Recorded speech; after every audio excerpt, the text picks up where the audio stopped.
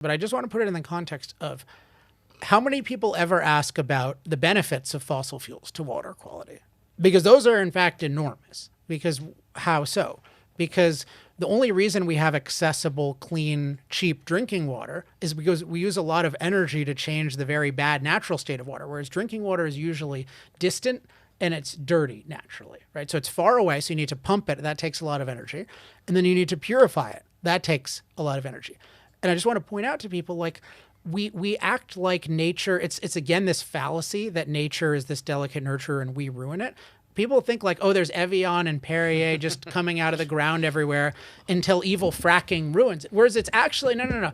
The number one source, you know what the number one source of contamination of water is according to the US Geological Survey? Nature.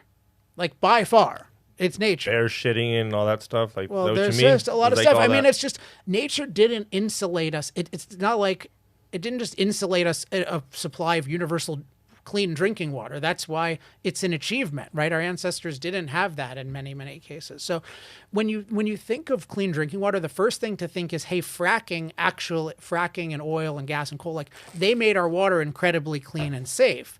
And then the question is, are some uses or abuses of that endangering it? So I'm just really objecting to this idea that you act like oil and gas and coal are bad for water when they actually make water clean in the first place. Well,